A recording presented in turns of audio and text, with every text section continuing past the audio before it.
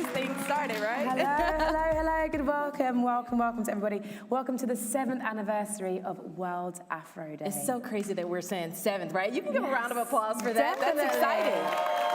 7 years. Yes, we are so happy to have reached this 7-year milestone of global celebration and liberation for Afro hair and identity.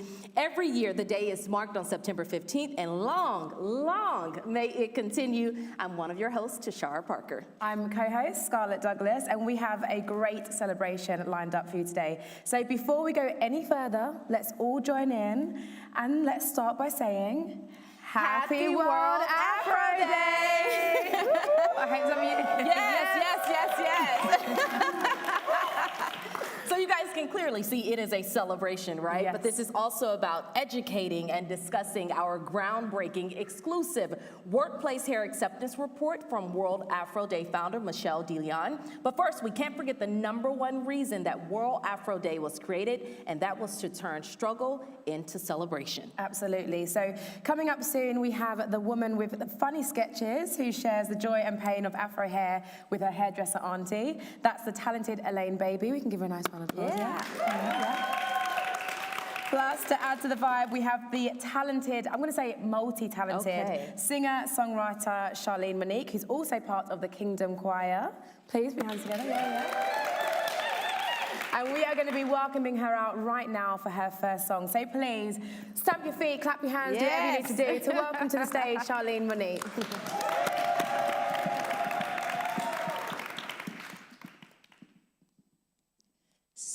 So honored to be a part of an incredible day. I'll be honest, I didn't used to like my hair when I was younger. I had my hair relaxed for many years, but I've been natural for about over 10 years, and I absolutely love my curls now. And this song is dedicated to anybody who doesn't love themselves and doesn't love their hair. This song is called Diamond Woman, and I hope you enjoy it.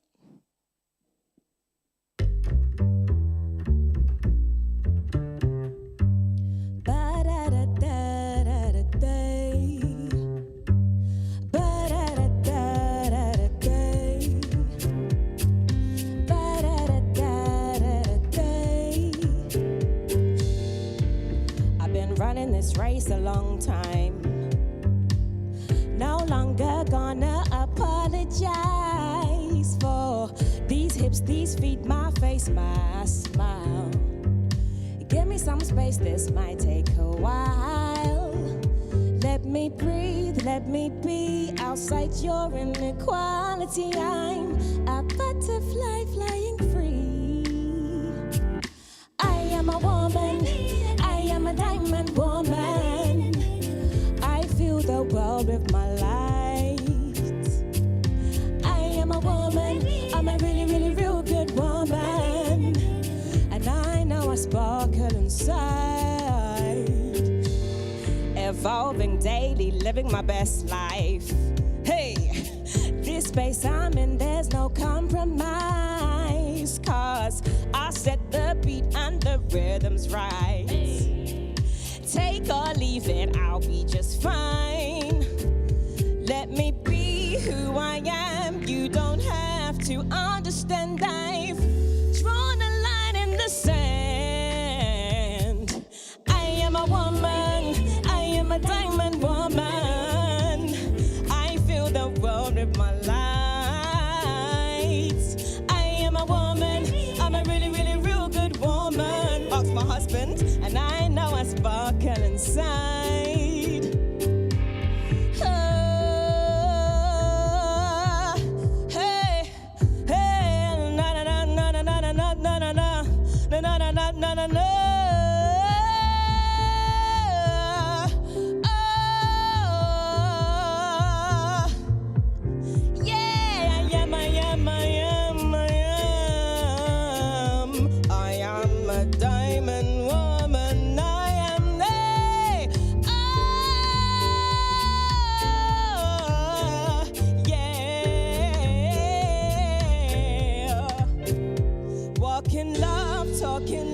I live in love, I'm just that kind of woman.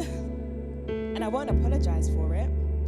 I know my name, know my worth, I know my stuff.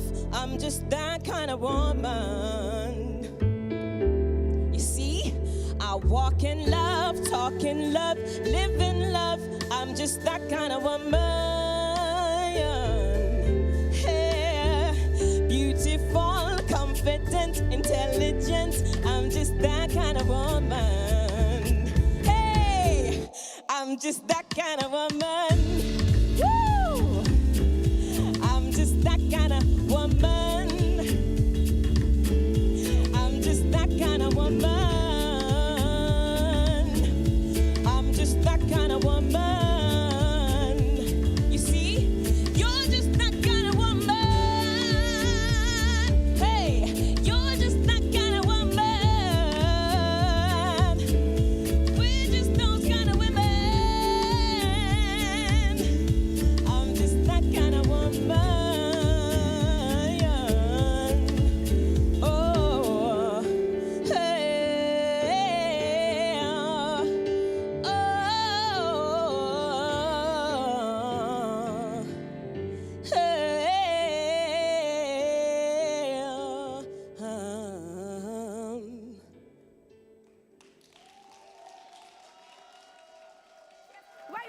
Wait, come back. Right, you Yes, can't just leave you're that after kind of, that. hello, yes, you're that kind of woman. Thank you very much. Please, another round of applause for Charlene Monique. Yes. You're going to be back later with another song, aren't you? Yeah. Perfect. You'll hear a bit more later on. Thank you, Scarlett. So without further ado, this is my opportunity to welcome the founder and CEO of World Afro Day, Michelle DeLeon, and the MD of Shift Insight, Jane Powell. Give it up for both of them. Welcome, ladies. You guys have done some incredible work with this report that we're going to talk about, so I want to jump right into it. You released the Workplace Hair Acceptance Report. Michelle, I want to start off with you first. Tell us, why did you even think this report was necessary? Because people wanted to find out more about the workplace, and I knew that with my work in schools that we needed to understand, you know, where are we at right now in 2023. So I knew that we'd had a lot of previous research around hair discrimination from our perspective, people with Afro hair, but we didn't really understand what employers thought, what employers were doing. So I thought it was quite important to try and find out from an employer's perspective, which is why I turned to Jane. Jane, what was some of the numbers that you found with this research, right? Because you were in the nitty-gritty of all of this, learning everything. What's some of the numbers? Some of the numbers. Okay. Well, I mean, I guess. Do you want me to show some slides? Sure, We'll do yeah. the science bit now. Absolutely, absolutely. Yeah, I'll do the science bit. Well, we asked 1,000 people, and they were all employers. They're all like line managers or people in HR, MDs of companies, that sort of thing. So people who have real kind of power in making HR decisions and employment decisions. Mm-hmm. And we did 500 in the US, 500 in the UK, all sorts of kind of companies, and a lot of them as well who said that DEI was really important to their company. Sure. So about 85% of them, I think, said that DEI was really important. So yeah, we asked a lot of people, and the results are, I mean, I think really interesting, aren't they, revealing. Michelle, so far with this report being out, it's only been, what, 24 hours, a little bit over. With this report being out now, what has been the feedback, or have you received any feedback just yet? I've kind of been in World Afro Day zone, but I know that the media have picked up on it, and they have seen that, you know, the headline is Afro hair discrimination can lead to job loss. And that's what we needed to quantify with this research, to say that it's not just our feelings and our experiences being hurt, it's actually, there's a quantifiable outcome that Afro hair discrimination results in job loss. And that was the most important thing that we needed to quantify with Afro hair discrimination. I will always say when you put numbers with anything, it makes sense for people who typically wouldn't care about something like this. So thank you both. I know we're going to dig a lot more with our experts into those numbers and really just provide some more insight on the research. So thank you both. Did you want to get a little bit? Yeah, Jane, I think Jane's going to go through absolutely. them. You want to go through yeah. those numbers? Go ahead, Jane. Yeah, Absolutely. I will quickly, if that's okay. Oh, absolutely. I'll be super quick. I promise. This is important stuff, okay? Go ahead. Okay, great. So yeah, so the big findings, I guess, first of all, are that Afro hair is not mentioned very much in people's actual policies, hair appearance policies. So neither in a positive way nor in a negative way. So it's not like it's not coming out through formal policy making, this kind of area of discrimination. But what we also found was, if I can go through the next one, Here we go. What we found really clearly was this kind of hierarchy of Afro hairstyles in terms of their acceptability in the workplace. So ranging from much more kind of Eurocentric styles being much more acceptable than those which, like, say, for example, what we got up there, so like the male Afro, for example, or locks or cornrows being much less acceptable in the workplace. It was really noticeable, and really noticeable even in organizations that said that DEI was really important. And I know a lot of that research, are we going to have a lot of that online at worldafroday.com? Yeah. Is where folks Yeah. can find more They can details. download it now. The report is available for everybody to download now. Okay, so we can't get into all of the numbers unless you have more that you wanted to show got more. at this point.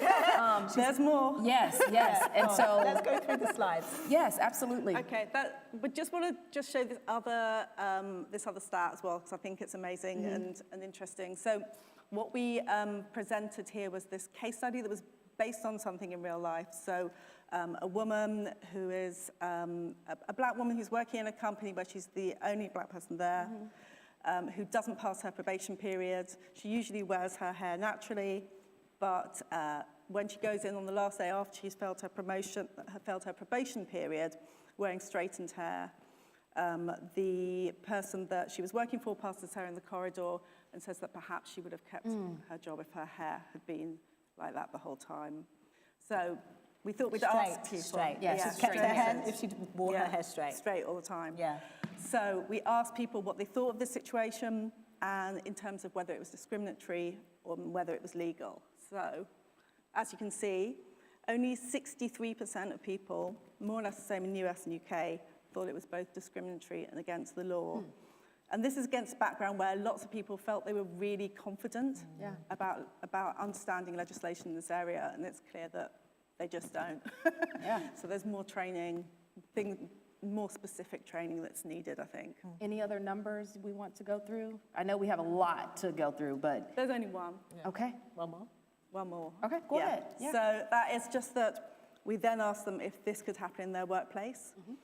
And 26%, I think it was, no, 22%, here we go, said that they thought it was something that could happen in their workplace, and even as well, another 16% said they were unsure. So it's something, that's going to be affecting a lot of people. And I think it's why World Afro Day, Michelle, is so important, right? Because you're trying to highlight not only those numbers, but the education surrounding stuff like this. Because a lot of times, again, with all the statistics and stats that you brought up, they don't even know that this is a thing, right? Or they fail to actually understand what this thing is. Yeah, So- that's what I think. Yeah. That's what I think is probably And the happening here. percentages don't, it's almost like when you put it into 1 in 3 companies, more than 1 in 3 companies thought that this could possibly happen, Yeah. and 1 in 5 said they thought it would definitely happen. So that's people saying that, if you wore your hair straight, you would get a job, versus if you wore it with an afro, Yeah, no. yeah. I mean, those are clear. Those are some of the clearest figures we've ever had sort of across Yeah, in absolutely. those kind of numbers. And that's going to be affecting people getting jobs, people staying on in probation, people getting promoted, people being accepted for particular parts of the workforce. So, yeah. it's a And what else, huge Michelle, problem. would you want folks to take away from this research? I think what's really important there, this research is about employers. So they can see themselves reflected in the research, not just us with Afro hair. But if you're reading research that is about you, or colleagues that are like you, professions that are like you, then you tend to hear, I'm hoping that they'll receive that more, that, these are my counterparts that are discriminating against Afro hair. Okay, well, I know that a lot of folks will want to dig into these numbers. That's a and lot. as you mentioned, I know it's a lot because you spent a lot of time working on this, okay? WorldAfroDay.com is where they can find their report, and you can download it right now. Yeah, okay? absolutely. All right, we're going to hear from you guys a little later. Scarlett, sending it over to you. Amazing, thank you. Of course. Thank you. Okay, so we are now on to our first of 2 panels of the day. It is a bit different because we have more men than women of the panel, which is unusual when we are talking about Afro hair discrimination, but also super important. So hello, everybody. We have entrepreneur Levi Roods. Hello. Hi. Hello. We also, straight into the microphone. Scarlett. Yeah, they want to hear those dulcet tones, Levi. We've also got financial advisor Emmanuel Asukwo. Hey, Scarlett. Hello. We've got Professor Jonathan Wilson. Good evening. And we've also got global tech disruptor Paulette Watson. Good evening. Hello, thank you so much for joining us. So we are now in 2023, and the big question is, why do we want Afro hair acceptance in our workplace? Levi, I'm going to start with you because you are one of the most well-known entrepreneurs here in the UK. Well, you just mentioned the date there that we are in 2023, and it's a shame that we are talking about this in 2023, when, you know, this is the time when we're supposed to be working at our most powerfulest and best, but we are being held back by this thing of racism towards that, the way that we look. And I think it's important that we have conversations like this, because education has been mentioned a lot throughout this whole debate about, you know, Afro Day. And I think it still is the key things that we need to do. We need to be debating this, talking about it, and educating ourselves too. Yeah. Because again, one of my best memories about this is when I was about to go on my greatest journey onto Dragon's Den. I remember being spotted by a producer, and I was adamant that I wanted to go as me. I didn't want to pretend that I was this guy that knew everything about numbers and hide my dreadlocks in a hair and look like I'm some kind of guy that wanted to be someone else. I was adamant that I wanted to be Levi Roots, the person who is himself at all times. But I tell you what, Scarlett, I went around to everybody and I told them the news that I'm going on this most amazing journey that's going to change my life, and I want to take my guitar, I want to be the Levi Roots that I am. Nobody wanted that. They thought that I should change and be somebody else that would fit into the mold of what white people that would be watching Dragons Den would be imagining what an entrepreneur should look like.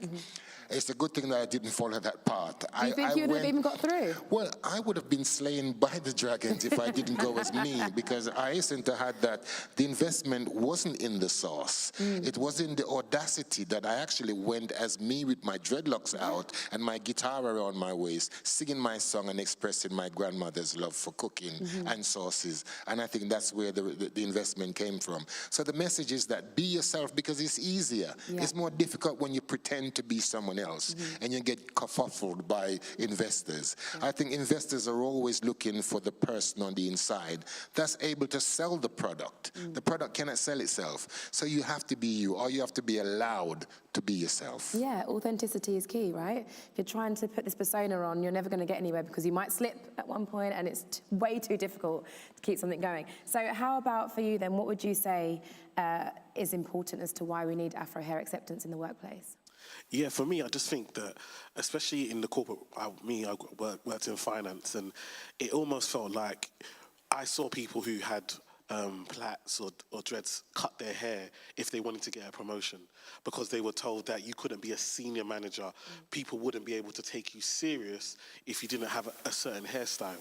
And for me, you know, when you now have to decide something that you've grown since you were a child and been accepted in all your life has been accepted, and then you come into a corporate space and they tell you if you want to progress you have to get rid of it. Sometimes that's your identity. That's something that you've known as yourself. And it's like we hear all this stuff about bring yourself to work, but actually when you bring yourself, are they ready to accept you the way you are? And sometimes it feels like, yes, we are a minority here in the UK, but who we are is important to us, and it helps us be the best version of ourselves. And like Levi was saying, sometimes actually we change so much that you can't even perform well because you don't actually know who you are. Your confidence is gone. Your ability to stand up in front of people. Sometimes, like Samson, you take that strength from your hair, and actually now you've cut that off. You're no longer that person anymore. So I think it's important. Our hair makes a part of us. I know, especially being a man, how much the barbershop, how much going through that experience of getting a haircut and doing your hair, how you feel afterwards. And for someone to tell you that that's not good enough, or that's not acceptable, or that's not professional, when that's just you, the core of you is not professional, I think that's going to take away from your ability to work. And our identity as well, exactly, right? Yeah. And Professor, how is it for you being a professor with this in your workplace? So my journey to being a professor was later in my career. So I started my career in advertising, and I was a professional musician. And joining the workforce in London after I graduated from university meant that I shaved all my hair off. Did what everyone normally does, right? They shave their hair off, you take your nose ring out, and you put a nice dull two-piece suit. Before you go on any further, sorry, would you mind swapping mics? I don't think we can hear you very well, Professor. Thank you. Okay. Oh, there we go. There we go. There you There's that go. voice that we want to hear. So, Thank you very much. Yeah, I cut off all my hair and took out my nose ring and did my best to fit in. And I think the elephant in the room is it's not just about your hair, it's about the colour of your skin and what that actually means. We're having a conversation about hair because it's perhaps an easier way to segue into wider societal issues. And then as a professor later on, yeah, you can see that I've let my hair grow a little bit, right? But what I would say is, and I'd like to pick up on the things that you've both said, which have been really fascinating. I think for a lot of us, it's about wanting to be free. And maybe, if we're to be honest, it's about winning. So if I take you several steps back, why is it important? Now, you know, my area of expertise is branding and advertising and marketing. I think even if you weren't an expert, it would be easy for you to recognize that certain appearances are very marketable.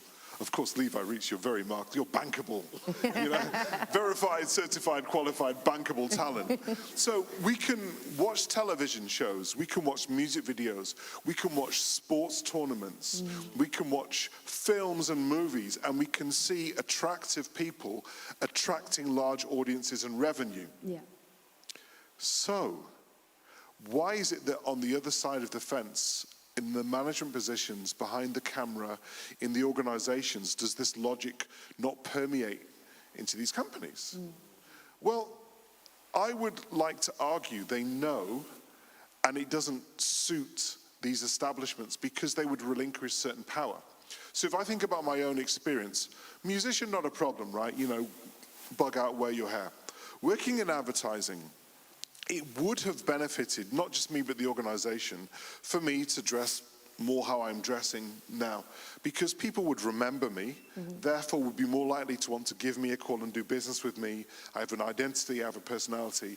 So why don't many organizations reward that? Because it means that if you look further down your career pathway to senior management, there are people that actually can't tell you this, but they're saying, we can't win. Because they're now out of a job. Because if you think about management positions and leadership positions, I know that once I'd pushed through those barbed wire fences and those rivers of mud, and being in a management position, and thankfully to those organizations that backed me and had faith in me, I have global currency. I've traveled to 40 countries, given talks, done research, worked with brands. They recognize the guy with the afro. You probably have seen the guy with the afro on LinkedIn too. So it then occurred to me that actually I was being held back by people who were afraid of relinquishing power because they could see that I had some talent and there was a future there, especially like that. But also I would say that it's really personal for some people and we have to be patient. And that light bulb moment, whether it's for the person who's melanated or for the person who is not, it's personal experiences. You end up in a relationship, you have grandkids that are of a different race, all of these sorts of things. Those are the moments that will change how people think. But specifically in the workplace, I would say that we need strong individuals who are willing to break rules and take risks, because I didn't ask permission to have my hair like this. I didn't ask permission to turn up to work like this. I just did and didn't get fired, right? And by not getting fired, it then opened the door to other people to experiment a little bit more. And so I'm not afraid to get fired, but I am encouraged by wanting to take those risks. So I think the other thing is that from within our communities, we need people that are willing to take risks. And when they do, they should be rewarded and recognized and praised. But the last anecdote, because I've probably spoken for too much, was I have to say that the first person that was critical of my hair when I started a new job and had hair like this was a black security guard who said, "You need a haircut." No.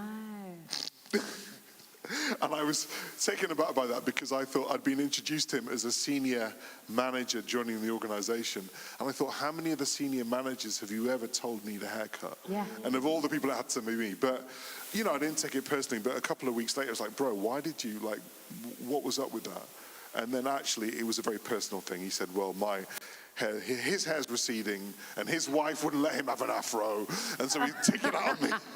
So I also think that I'm saying that to be lighthearted, to say we should also be forgiving and tolerant. Yeah.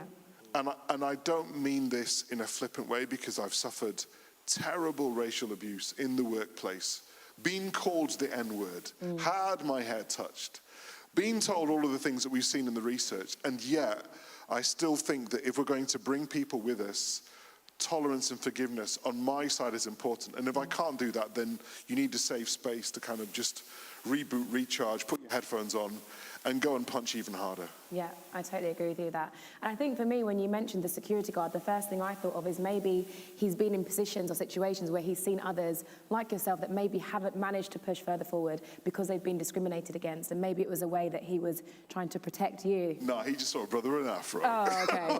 He was just hating. He was drinking his haterade. How about for you, Paulette? Okay, for me, can you hear me? Can we hear you? Keep going. You can? In a utopian world, workplace acceptance is about fostering diversity, inclusive principles, equality, and also creating a healthy environment so women can feel safe, especially I'm going to be talking from a woman's perspective, and also cultural significance. And what I mean by that, with black women, we're very expressive. We like to come to work looking fly. Yes. Yeah, we want to give our all. But at the same time, when we do come to work and we feel, in terms of our personal development, we feel safe, we need that to be recognized in that environment. Yeah. So understanding who we are, what in terms of when we are coming in our authentic self, yeah, and we're coming to perform, yeah. So that's what I see. And when I say this, I'm working with women to bridge the skills gap, and it's black women, right? And we want to get them into the tech environment. And when I say this, is developing their skill set, but they have to feel good and confident within themselves. If they're coming into a workplace and they don't feel wanted or they feel excluded, it's going to have an impact. I mean, we've seen the reports, we've seen that, you know, having a diverse leadership team, you know, it has economical value. Yeah. So if we feel good about our hair, come on now. Your company is going to make some economical return. So it's really important for us to feel acceptant now and understand that it's all about including us. Yeah, it's so important, isn't it? Absolutely. You want to feel good, you want to go in, and the better you feel, the better you're going to do. That's what it's all about. So Emmanuel, for you, obviously you saw some of that research. What really stood out for you? With the research, I think... Sorry, is this working? Yeah, with the research, I think the thing for me was, and I see a lot, is that a lot of with the whole managers not seeing a problem, you know, with the straight hair, and I think that is the problem sometimes, is that, you know, even we see it in other places when we see PR disasters and, you know, certain, you know, clothing and mistakes being made. I wonder how often, you know, they talk about inclusion, but how much of us are actually, when it comes to making decisions, are actually in a place where we're actually asked our opinion. So people will make decisions on what we can and can't do, but don't include us in actually those rules being made. And that is a problem. So I feel like sometimes, you know, we've seen that where corporates have changed the role, so that the manager is actually reporting to the person that's underneath them, and that allows them to, you know, reverse it and show them, you know, what they go through. Because sometimes, you know, there's an ignorance of not knowing. Because if I only meet these types of people while at work, I'm only in this space. When I'm outside of this space, you may never come across this. So it's not something that you get challenged with outside of work or something you've had to deal with. And so you're only looking at it from your lens and your perspective. So I think it's really important that when these rules are being made and people are making these decisions, that there's a diversity in the people that around the table to actually discuss it, to make sure that other people's thoughts and feelings are included. And Levi, did you find when you were setting up your companies that you were able to have the right sort of people around you on your table, diverse people that could all have a say and use their voice? Yeah, I did, because I set my stall out in the first place. I remember opening my first restaurant over in Westfield when I did that, and I sent out for my first set of employers. I made sure that I did say to them that I wasn't looking for anybody with a big brains bigger than mine. And my brains is really that small. If you saw Dragons then, you saw that I don't know much about numbers. But that's not what a business is about. The business is about the personality. So even though people would have watched the show and saw that I got absolute absolutely everything wrong, but I still got the investment.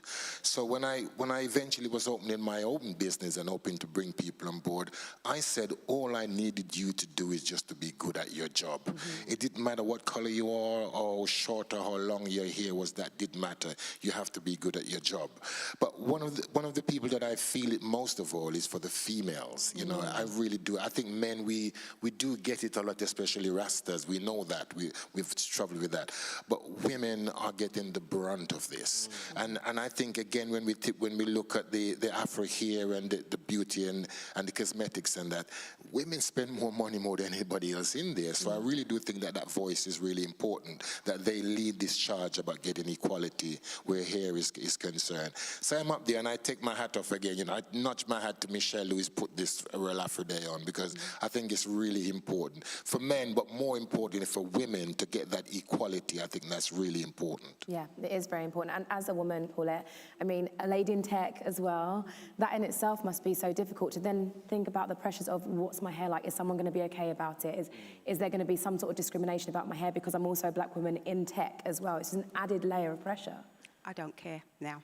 Good. Previously, it would have been a problem. And I remember going for an executive role, and this was big money, and I really wanted it, and I practiced, and I didn't get the job because my hair, my locks. And I was faced with a situation was that I can get this job, and this was in the London Borough, yeah? I could get this job unless I cut my hair or undo it. And I was not willing to compromise with how I feel as an individual. And what is incredible, because I am an entrepreneur, and I show up at these government conferences as I am, this is me, accept me, because what I'm talking about, it's beneficial to the globe, okay? So they have to accept me in me being my authentic self. So what I'm seeing as well with a lot of young women, when they're going out to work and they're feeling like excluded because they don't feel accepted because of their hair, and I'm like, wow, is this still going on? Because this happened to me in 2008, and sometimes I forget that I have locks. I just go there, rock up, and I just start talking. But I'm hearing so many stories, and it's quite disheartening.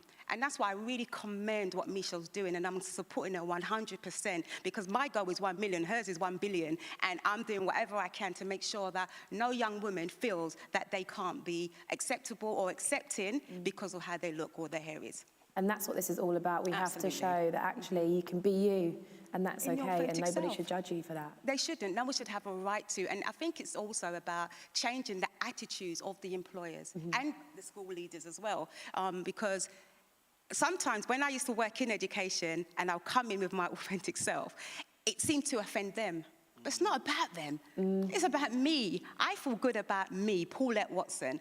And when I show up, I'm showing up on time, yeah?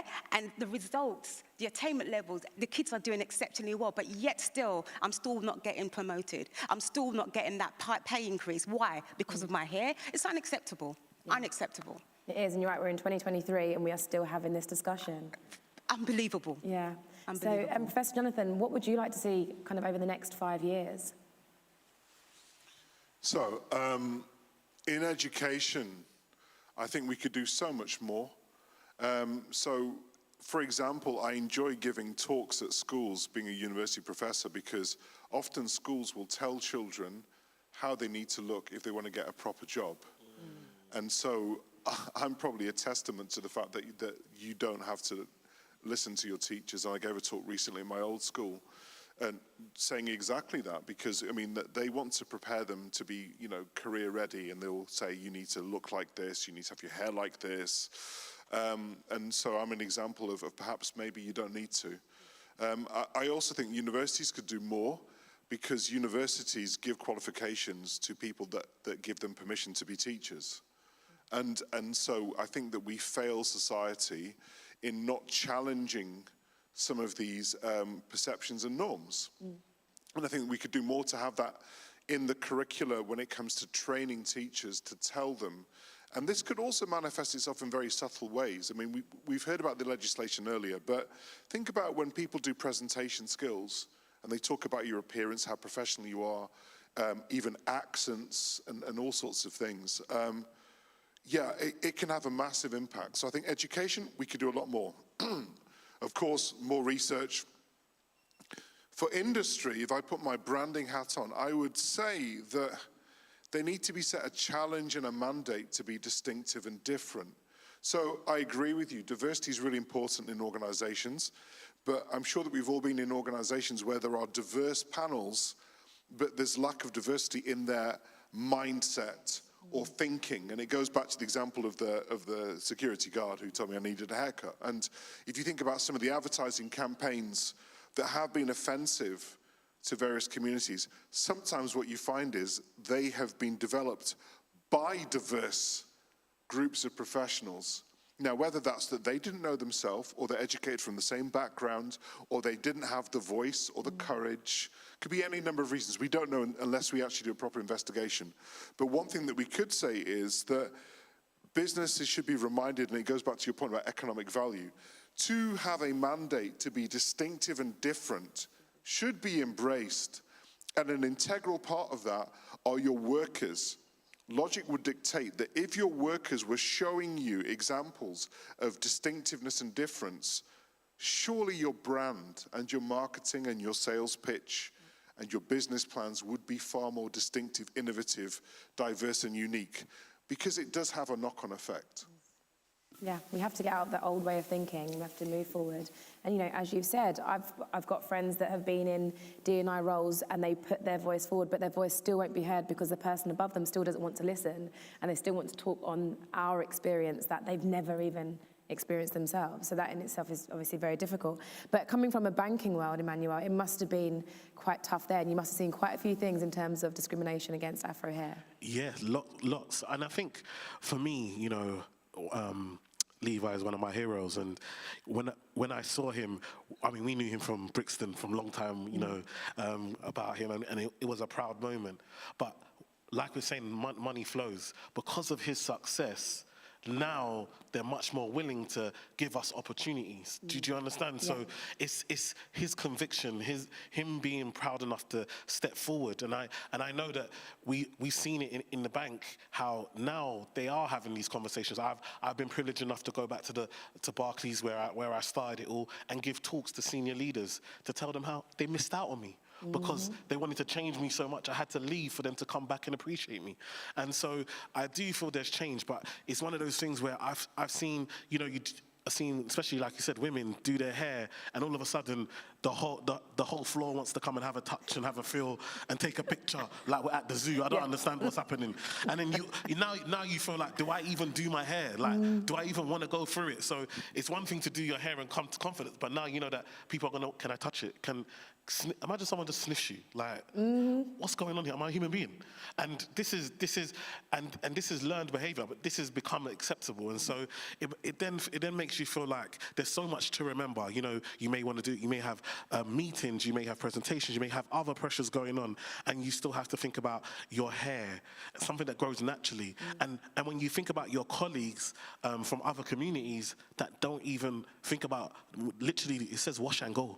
Do you know what I mean? They literally just wash and go, and or dry shampoo and dry straight and don't have to think about it. Yeah, we have to think how we're maintaining it the whole day. Do you know what I mean? It's a completely different pressure. Yeah. And so for me, it's about us being able to, even things like headscarf. I've seen it where people have been told that these things are not acceptable.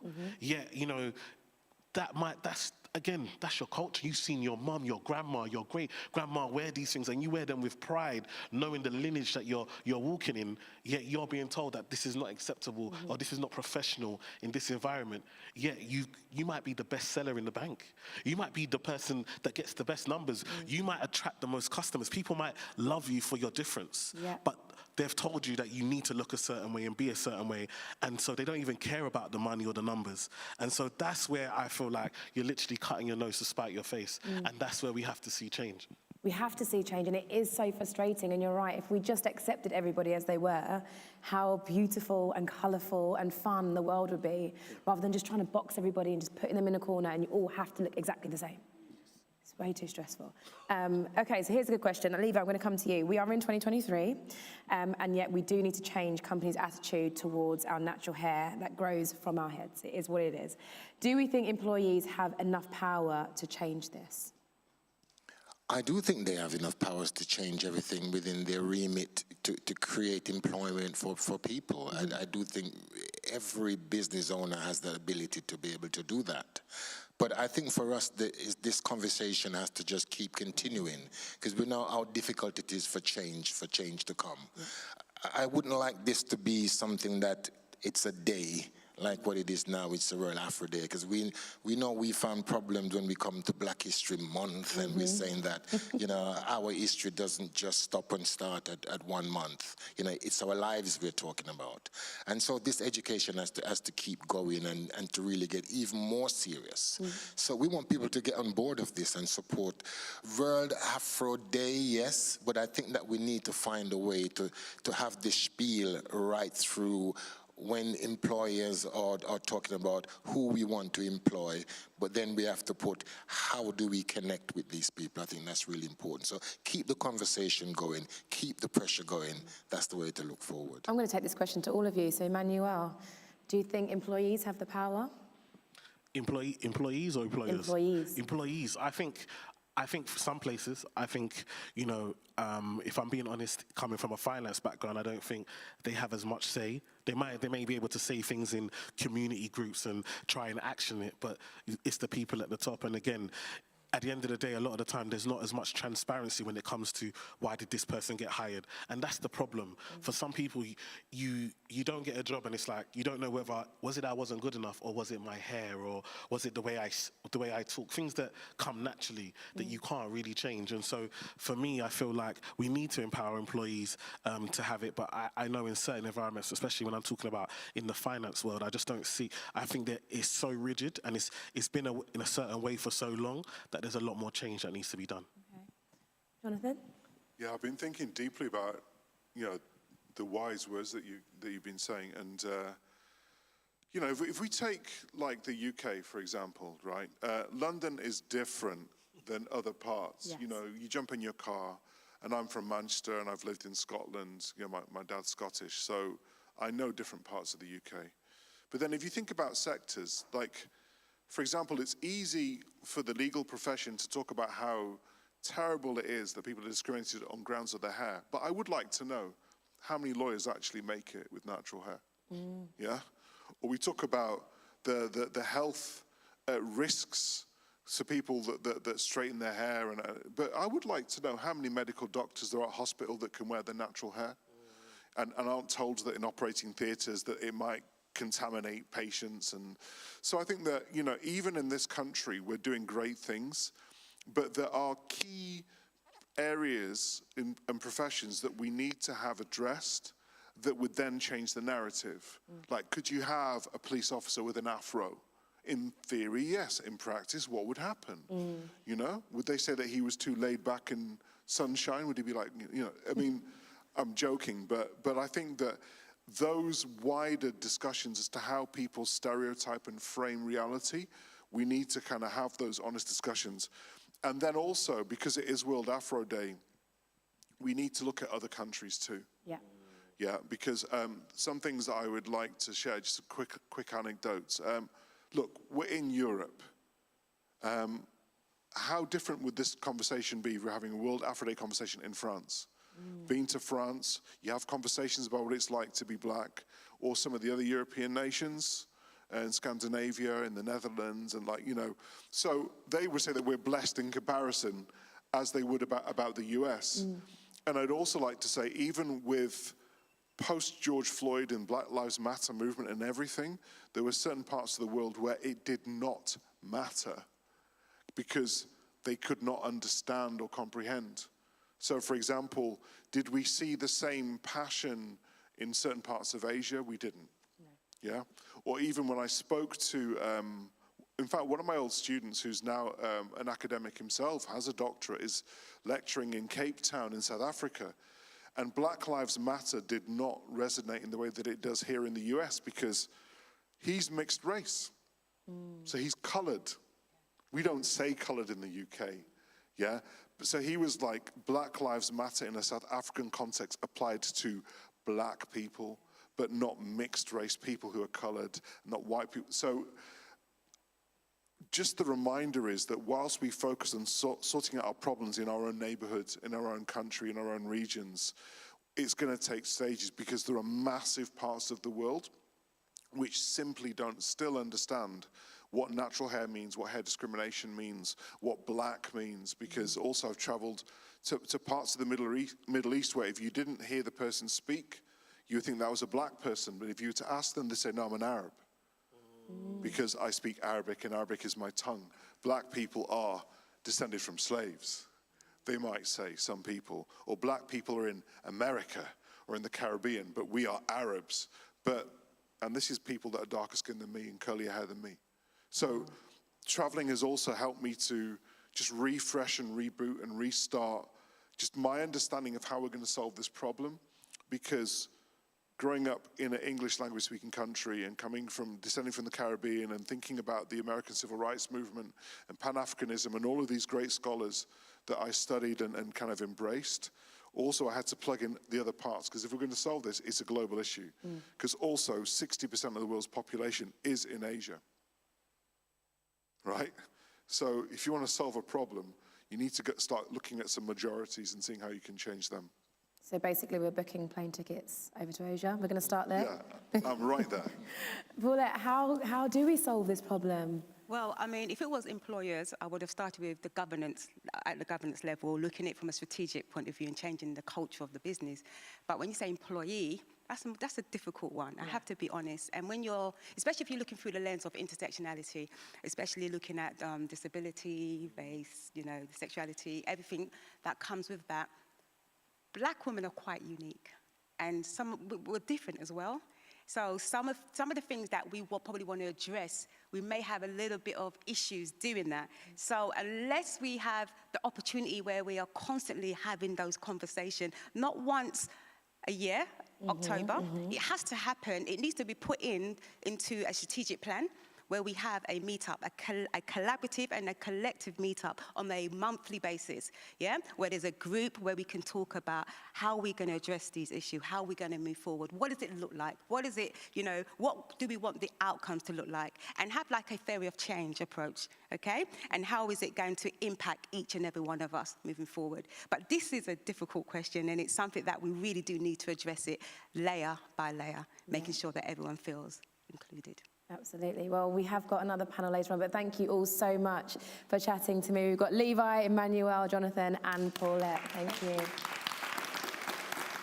It was very insightful. It was an amazing panel. And now we're just going to lighten the load a little bit. Not that was heavy, but we did get kind of deep. And we're going to now have comedian Elaine Baby. We're going to have a little look at her in action. Yeah, exactly. I know. Exactly. Yeah. Oh my goodness, is that all your hair? Oh, yeah. That's my hair. That's all on your hair. Wow. It's so big, and it's that sort of your hair. It's big and fancy. Yeah, just left it out. You know, like how your hair's out. Yeah. No, I just have no words to just explain how it looks. How you know the wig and then so I always change it up and everything. It looks wow. It just you look different every day. It looks you look different every single.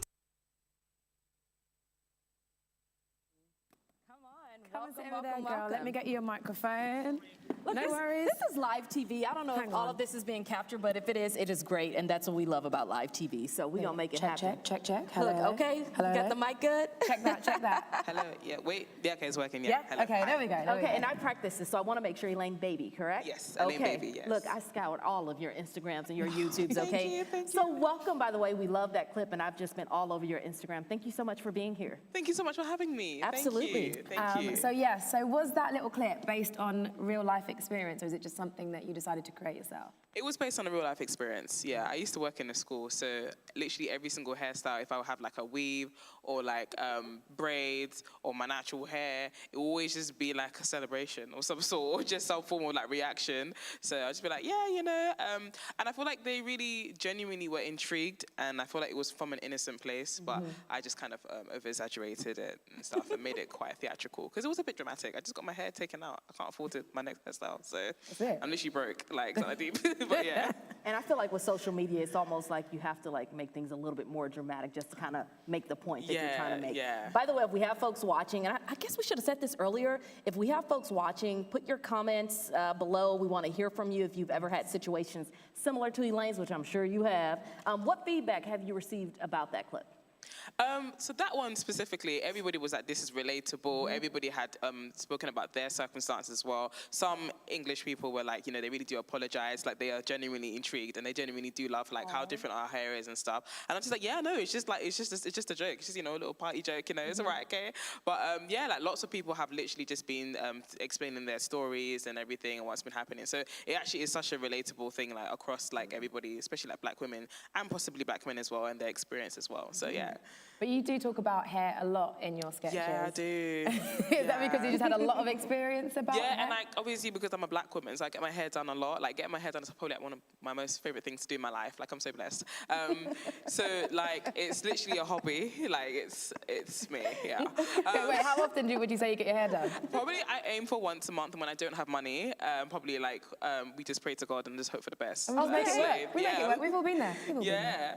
But yeah, so a lot of them. But I also feel like a lot of my videos are just based on like real life experiences, and I think even in general, as a black woman or as a black man, or just in general, hair is probably a very, very significant thing that we are probably getting into embracing comfortably now, because we've had like, you know, dark history of having our hair like either like, you know, I guess not really being able to embrace our hair in its natural state and our, you know, unique and beautiful hairstyles and stuff. So I think we're coming out of the dark ages and we're able to express ourselves. I think this has just been like a centuries-long situation that we've Yes. all been dealing with, right? Yes. So I think it's time, quickly, so we can see a little bit of Auntie now. Let's see what she has to say about natural hair. Hi. Hello. Hi, Auntie. Hello. I've just flown in from London for my friend's wedding. She's having it here in Ghana. So I just wanted to see if you could do something like this. Like maybe you could do this hair. Like. But is your hair relaxed? No, my hair's not relaxed. I don't relax my hair. So do you want to relax it or No. you don't want to relax it? You don't relax your hair. So you are just walking on the groove. It's not. You are just walking on the groove. But why, when you people come from UK and US, you don't relax your hair? Why is that? I think it's just because a lot of the women are having like a awakening and just falling in love with their natural hair. I think relaxing was heavily promoted within Africa. When the European settlers just came, I think the black women just felt pressure to live up to the European beauty standards. Hey, super English woman. Super English. Philosophist. Psychologist. Gynecologist. Ontologist. Antoloboshata. Yeah. Me too, I can speak the English even more than you. If you hear my English, you won't even know that I have never left this country. Okay, so can you do this for me? Just straighten it or something? You have to relax it and then you straighten it if you want this hairstyle. You can't come to me with this natural hair and then say you want this hairstyle. I am not a magician. I'm a woman of God. I'm not a magician. I've got to say. Thank you. There is so much to actually unpick in that clip, and it's hilarious. It's very funny. But let's be honest, it's also very real. It's very true. And I know in Africa, conformity people are going to relaxers a lot more. They're going to wigs a lot more. But there is also a natural hair movement now happening in Africa. So what are your thoughts on the two of them?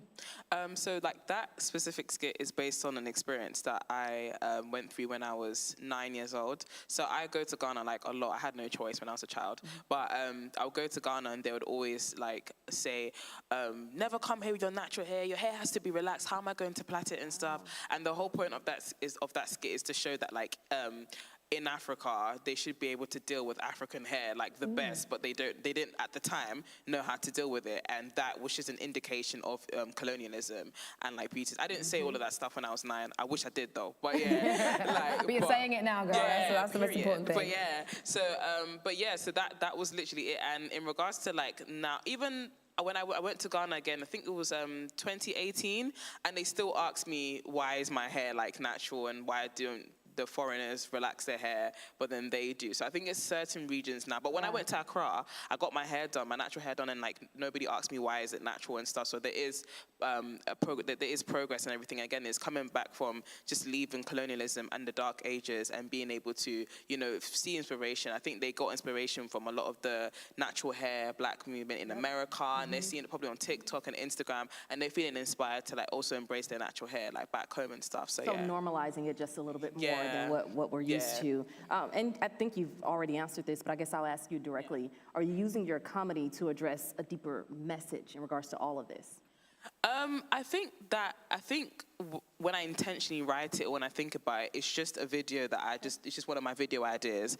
But I think because it's me, a black African woman, talking about her experiences, those experiences are going to be you know, they're going to be in alignment with my reality. So it's not really like it's intentional, but because of the type of person that's doing that content. And like, so for example, if there's other creators, they all make different videos, you know, talking about their childhood, talking about what they've gone through, but this is what I've gone through, and this is my experience as a black woman. So it's not intentional, but that's just the experience that was going to be in alignment with what I wanted to portray and create, so yeah. And I feel like it's relatable to a lot of women who look like you. Yes, right? yes, right? Literally, yes. And I believe we have one more clip that we're gonna show. Hello, darling. Hello, sweetheart. Hello. It's winter, so I need to put my hair in something protective. Are you able to do this hairstyle? Let me see. This one here. But why do you show me Indian? She Indian? She's not Indian. She's black. But this girl is Indian or Somalia or something like that. Or maybe it's a Blasian. What this hairstyle with your hard head? Your head is hard. Look at the top of your head. It's hard. The coat has done something unique to your hair. You think the hair will look like that? So West African black, if you didn't know. This girl's hair is Indian, so it's soft and it is gentle and it's silky. Your hair, if I do this same hairstyle, it won't look silky like that. Your hair is not, even if your hair is relaxed, it cannot look this shiny and silky. Look at the edges. You don't even have edge like that. You don't even have hair at your front. If you go out in this cold, you to turn into pepper grays. It's knotless braids. It's still knotless. Still braids. You want knotless. You need the knot. You need the knot to tie the hardness of your hair. If I was to do this hairstyle exactly on your head, then I'm a witch. I am a witch. I don't do that. You won't be I can do the hair for you, but it won't look like this. Don't show me that picture. When I tell you that edge is coming, I'm over here like clutching my notes like, oh goodness, like that's something that a lot of us have dealt with, right? Super relatable. We've all happened heard to me as well. That's based on a true story. Yeah, I know. We've all heard nasty comments in regards to our hair. I really want to talk to you about like, when you put those clips out there, right? Do people outside of our community get your hair jokes too? Oh yeah, they do. They do, and they actually kind of enjoy it because obviously it's funny and stuff, but they also find it quite intriguing. And I think it's good for other people to see what we tend to go through, and I think they find it. Cause obviously, like some of like my white friends and stuff, they find it really interesting that like they'd be like, oh, like, but if she's like an African hairdresser, then why is she complaining about the actual texture of African hair? And I'm just like, colonialism, yeah. So we can sit down and talk about this, and it's really, really interesting for them to actually understand the intertwined difficulties, the intersectionalities, and the layers that really, really go into like what's happening and what's happening. So obviously, I do get comments and saying that obviously like these things are not funny and stuff, and there are like some negative stuff. Is obviously they say that, you know, it's saying that I'm brainwashed and, you know, making like all this type of stuff. But that's just what's going to happen when you could actually create type of like different types of content. So yeah, like in regards to people of other races and stuff, some definitely do enjoy it, and others will be like, oh, I don't find this funny, this is a bit mean and stuff. But you know us, we just like to laugh at trauma. It's fun, you know, sometimes. Absolutely. I've got to say, I went to the hairdresser not that long ago, and I've never pressed or permed my hair. No, I've straightened it, which I've stopped doing now. I've stopped doing it now, but I've never permed or relaxed my hair. Wow.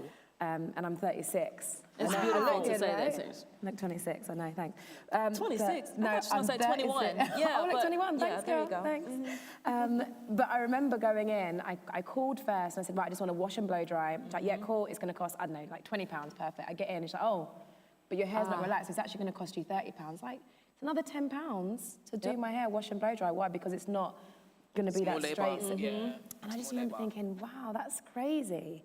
But anyway, there's my little story for you. Maybe you can take that and make that a little comedy sketch. Of course I will, thank you. There you go, you got it. It's in my notepad. There you go, you got it. Do you think you will keep doing comedy sketches about hair? Of course, because I feel like my hair is literally a part of me, and I feel like I make comedy videos about all sorts of things. Like I've made videos about like talking about different like ghettos and different ends and stuff and different areas because I am obviously from those areas and stuff. Everything I've done videos of me eating like or critiquing like Jamaican food and stuff and everything because I literally bang out patties. So everything that is to do with me, I will always do it. And me as a black woman, and not even as a black woman, but like me as someone that just again does my hair as a hobby. It's always going to be a part of my life, and there's always going to be a new experience that I'm going to have that I have to just, make into a video. And I think it's clear that you just enjoy creating content. It's so lit. It's so fun, guys. Obviously, anyone should try it. I mean, I'm sure most of you guys do, but yeah. Just do it. Yeah. Well, thank you so much, Elaine. That's all we've got time for right now. Please put your hands together for Elaine. Thank you. Thank you. And wait, before you go, if you want people to follow you, what are your social handles and all that? So, my name is Elaine Baby, so it's ELAINE BABEY on TikTok, YouTube, Instagram, Twitter, everything. So yeah, just have a great time, guys. Thank you. Thank you. Put your hands together again one more time. Thank you. Okay, so before we speak to our next panel, let's remind ourselves of one of the highlights of World Afro Day from the last 7 years. In 2018, the founder, Michel de Leon, was invited to speak at the United Nations, and we've got a little clip of that right now.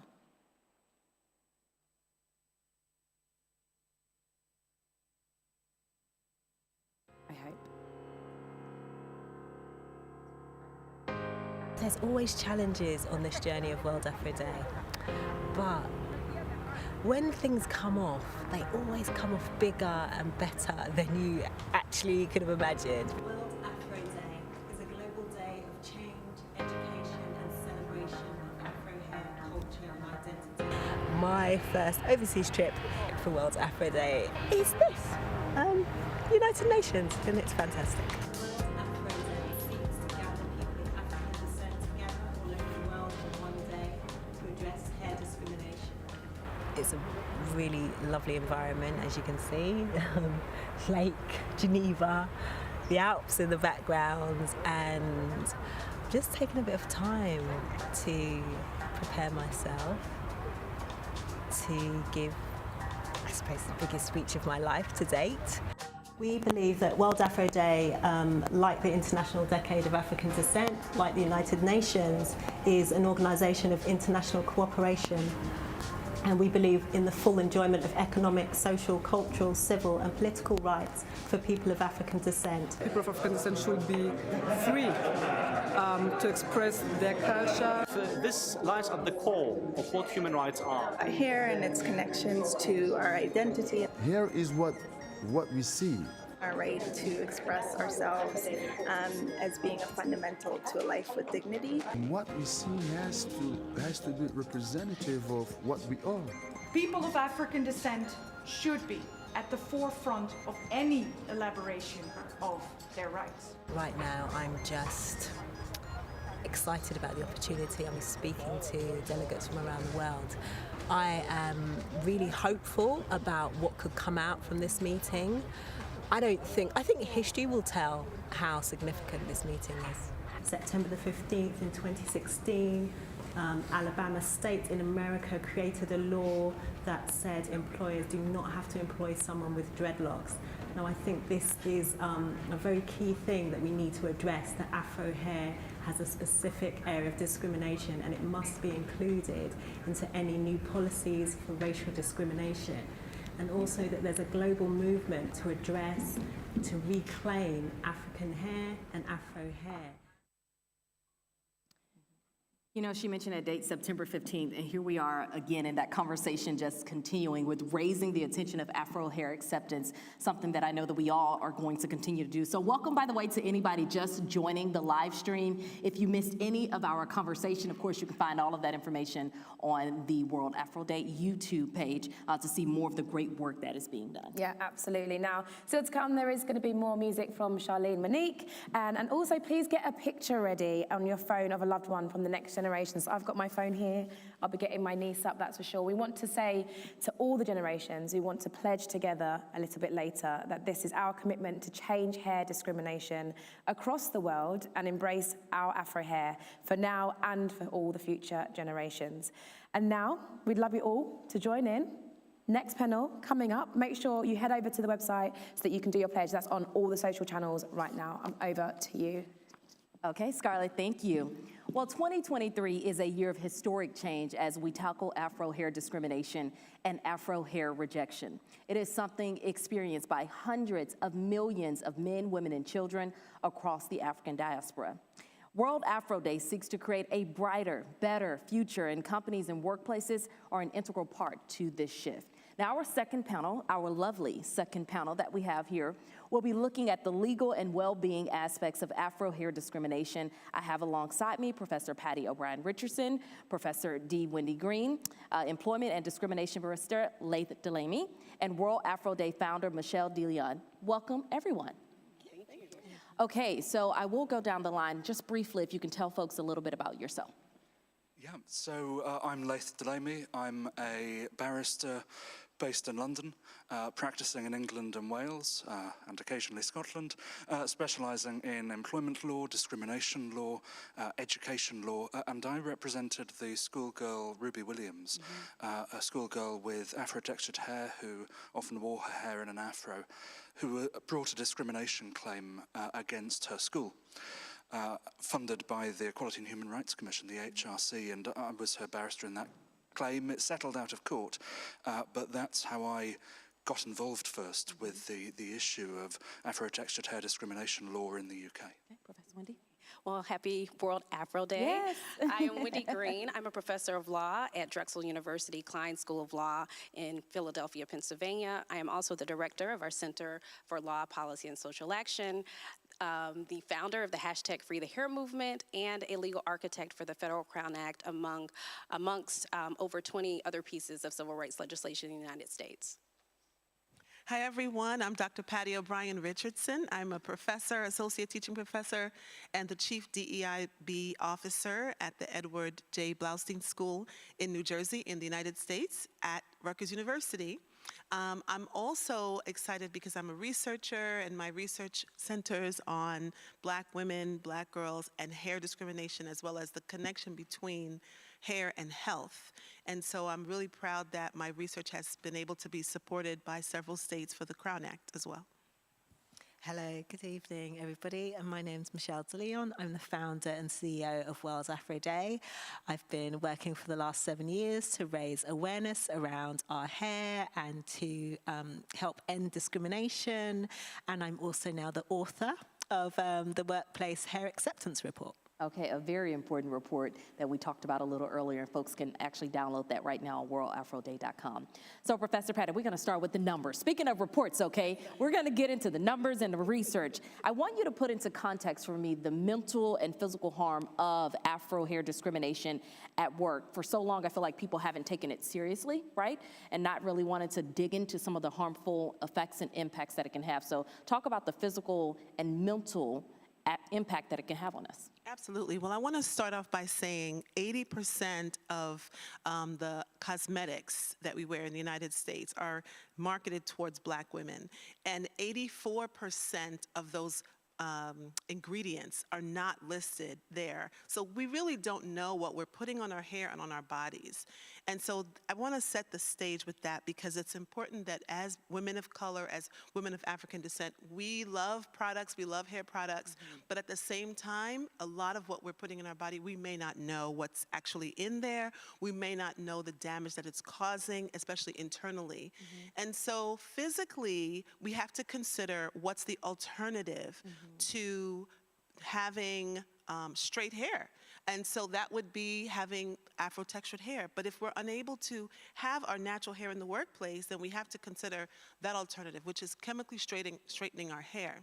Now, there are many studies that have shown that there is a completely negative and detrimental effect on the health of people that use chemically straightened hair. In fact, right now in the United States, we are seeing commercials, advertisements about whether someone has actually had any cases of cancer or any diagnosis with cancer, because now law offices are seeing this connection because the research is now out there.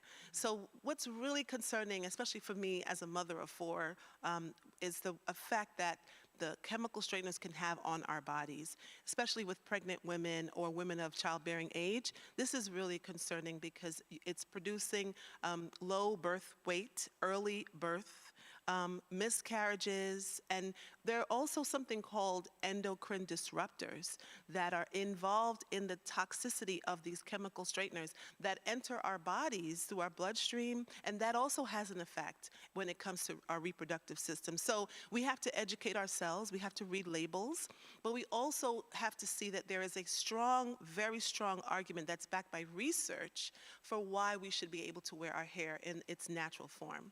And Professor Wanda, I'm not sure if you wanted to weigh in on that one just from the health and physical well-being. Oh, sure, absolutely. And what Dr. Patty is describing is what I call the invisible harms of race-based natural hair discrimination, and especially as it relates to African-descendant women and girls. And so oftentimes we don't think, we hear about the fact that we're losing our jobs, we're losing promotional opportunities, we're losing compensation, and therefore really risking our economic security when we decide, or don't even really have choices to wear our natural hairstyles or protective hairstyles. But what is missing oftentimes in the narrative about natural hair discrimination are these invisible harms to African-descendant women and girls, not only on our physiological well-being, as you pointed out, as it relates to potential correlations to uterine fibroids, uterine cancer, higher rates of these things, breast cancer, and so forth, but also when we're putting these chemical relaxants on our hair starting at very early ages, even against our own will, and sometimes not even with our consent,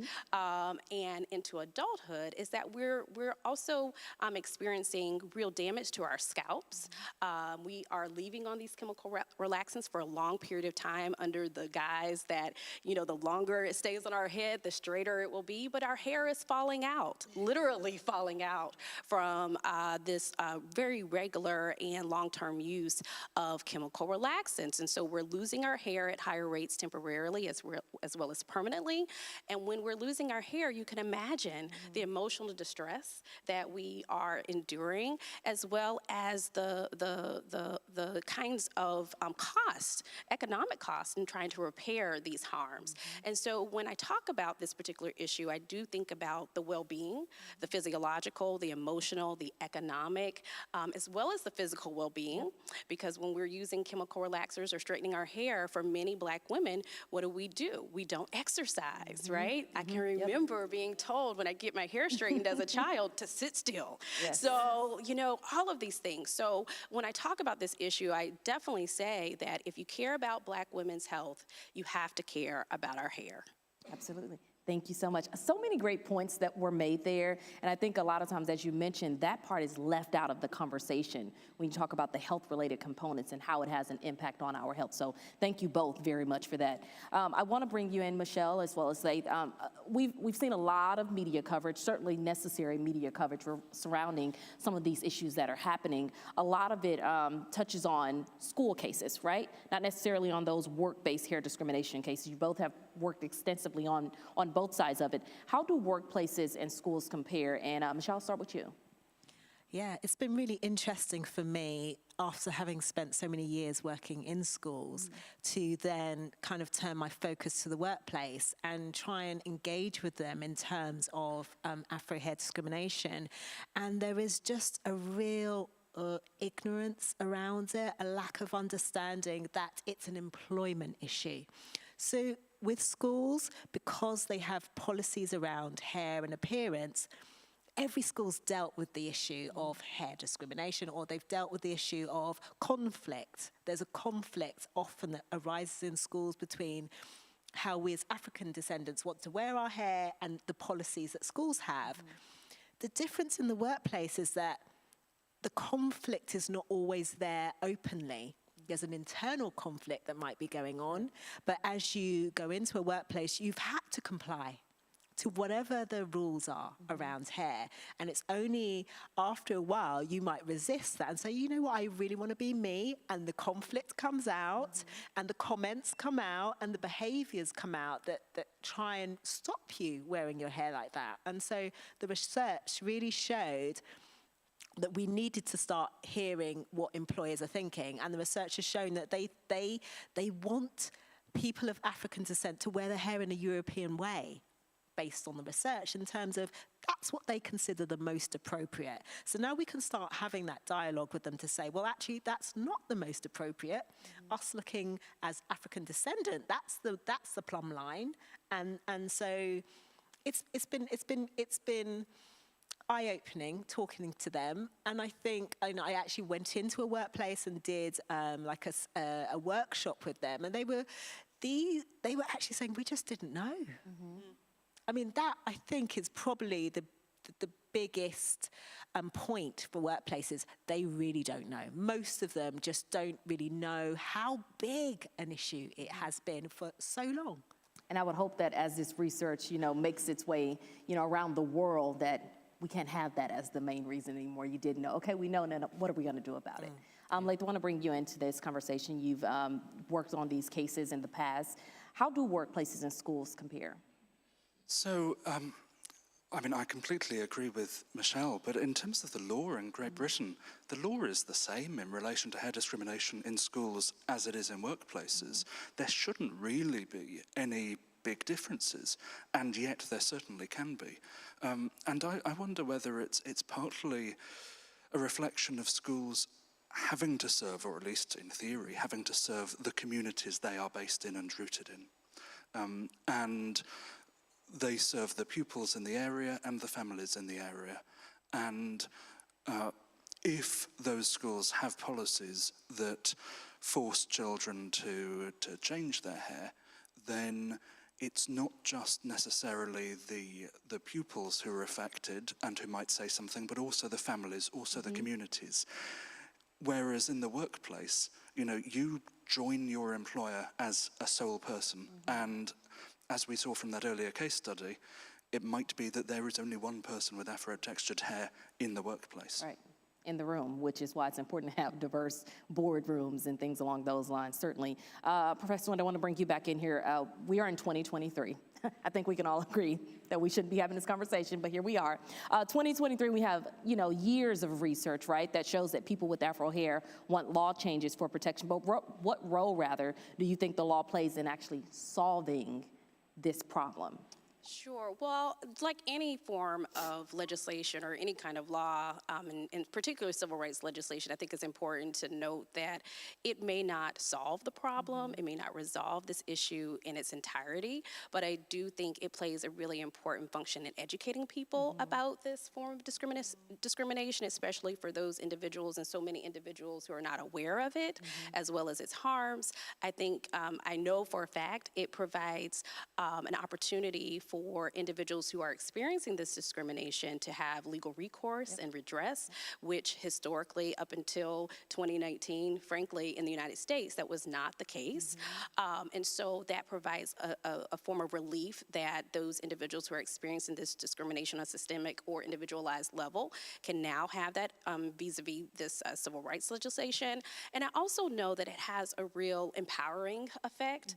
I'm seeing so many young people especially, and not just young people, but also older people or workers who are just inspired and motivated and feel affirmed by this legislation that is very clearly declaring that natural hair discrimination is racial discrimination, and that when we show up in our workplaces and other spaces, that this very unique fundamental but difference that we may possess should be affirmed and respected and be treated with dignity. So I think those are very important functions of legislation, even if it does not necessarily eliminate or completely dismantle the issue.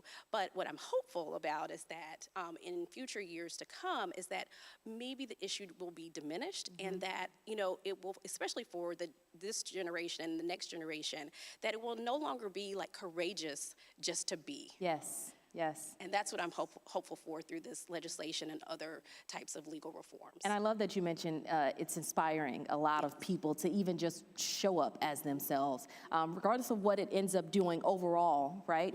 It's inspirational to a lot of women. I have a lot of women and young women, seasoned women, as I like to call them, who follow my page and have followed my journey. And you're right, at one point it was considered heroic or what have you, to show up in these spaces wearing your hair the way that you do. And I would hope that even with this legislation that more are inspired to do that. Go ahead, Michelle.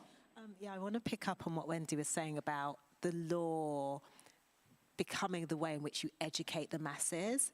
And I think my research this year, I was quite shocked about hair discrimination in the workplace, how severe it was and how debilitating it must have been for the people who's experienced it. And it's been silent. There's been suffering in silence for so, so long. And I think the law can help bring it out into the open.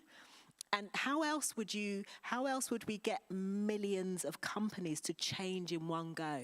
I mean, the reality, law is the only way you could get millions of companies to do what they weren't doing yesterday, and suddenly tomorrow they're doing something different.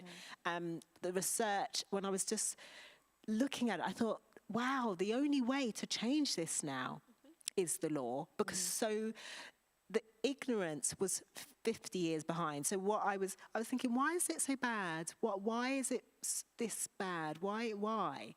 And I was thinking, we've had 50 years of law that focus on skin discrimination. And whether we feel it hasn't solved everything, but we've still had 50 years of people understanding nobody actually wants to be called a racist anymore. Nobody wants to admit to ever saying, I'm going to treat someone badly because of the color of their skin. But actually you've got employers saying, your hair, that's totally unacceptable. Your hair this, your hair that. So actually we actually understand, if you compare skin and hair, you can see, well, there's a 50-year gap of understanding that one is wrong and they're both wrong, but actually one people don't think is wrong. I just want to add, when I think about the 50 years, what comes to my mind is generations and generations in a family. Because my research really centers, the research that I have done and published on this topic is around young girls, but then watching them grow into young women entering the workplace and their experiences. And so one of the things I cannot get out of my mind was an 8-year-old girl that I interviewed, and she was living in an intergenerational home, like many people of color do, and she was concerned at 8 how her hair would somehow affect her chances of being accepted later on in life. So just going back to your point about emotional pain and how early it starts. 8 years old, she should not be thinking about that. She should be thinking about joining a athletic team or playing something, but it really bothered me. That's when I really started getting invested, especially as a mother of 4 girls, to know that we have to start being better. But she would say, I see my aunties, my big sisters, my older relatives, and in her own way, she described her fears and her concerns at 8. So I think it's something that we really have to see. When I hear 50 years, I'm thinking a generation. And hopefully it can change in a generation. Well, hopefully that generation can start right now. Yeah. And so with that being said, what can employees, hence I didn't say employers, some of us who are employed, what can employees do right now to change law and hair discrimination in the workplace? And anyone can feel free to jump in on that portion of the conversation. Well, I'll just jump in and start off with affinity groups, because I'm often asked to speak at those events, and sometimes they're virtual. It's a great safe space to start the conversation and allow anyone to just even share some of these stories that we're talking about, that we're seeing, unfortunately, in the headlines and in cases.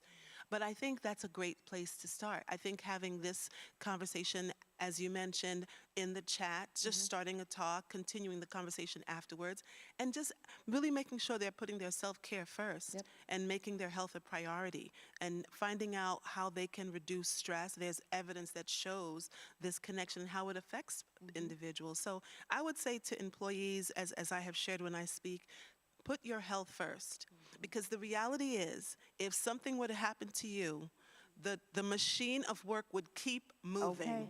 Your position would be filled in a week, maybe after your funeral, we don't know. So it's important that they put their health first, take breaks, learn how to say no. But I think definitely starting the conversation is a great place to start. Very good.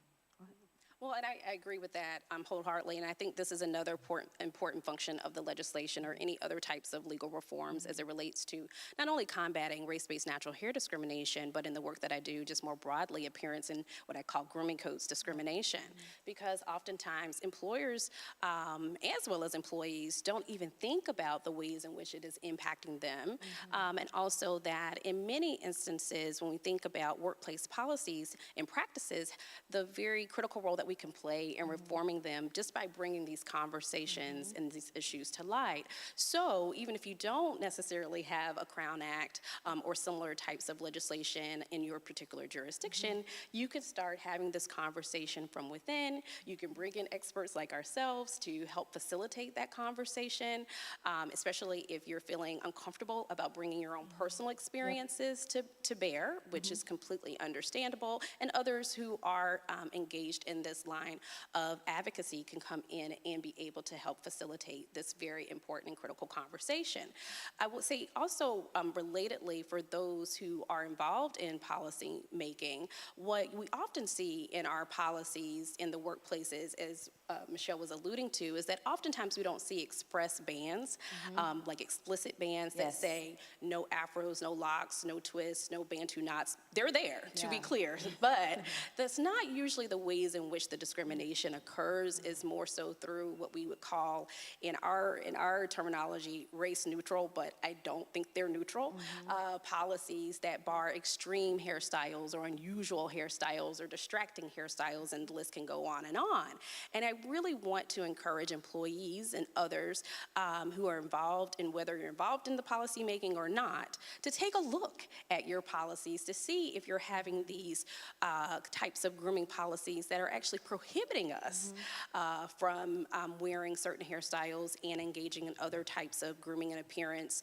choices, and really changing our policies to make them affirmative in nature, affirming our human right to express ourselves, whether it be on the basis of our racial identities, ethnic identities, religious identities, gender identities, and so forth. And that's something that we don't see a lot of. I've seen a couple of companies lately actually making sure that they have affirmative language in their policies as opposed to prohibitory types of language. Oh, that is so good. Like, I want to bring you into this, especially picking back off of what Wendy just mentioned, having the employees actually take a look at those policies to get some information about what's actually happening within your company. What would you say to those employees who, let's say they have taken a look at those policies? What's next if they do see some of that language in there? Well, in relation to policies using affirmative language, in Great Britain at least, employees can go on the website of the Halo Collective, which is a youth-led collective that looks to ensure that people with Afro-textured hair are not discriminated against in the workplace or in schools. And there's the Halo Code there, which is a simple 3-paragraph policy for use in workplaces that employers can adopt. Lots of big multinationals have adopted it. Employees can look at that policy, see whether they think it might be appropriate in their workplace, and have discussions in the workplace, maybe with affinity groups, maybe with others, maybe in human resources. So there's that. But if they don't have policies like that in their workplace, or if the policy is fine, but as Professor Wendy says, the unspoken practices behind are not fine, then there are a number of things that employees can do.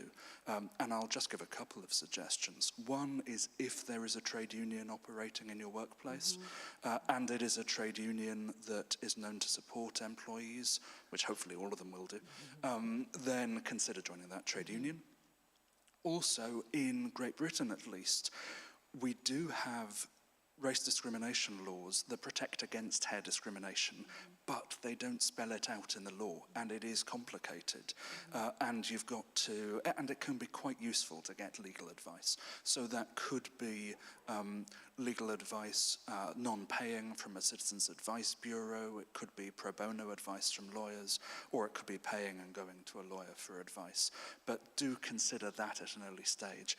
Obviously, also, employees can consider bringing grievances internally in the workplace, but obviously there is some concern from employees that if they do that, they might get victimized. And victimization, obviously, is against the law in the UK. If you are treated badly for making a complaint about race discrimination, that is against the law, but are people going to want to do it?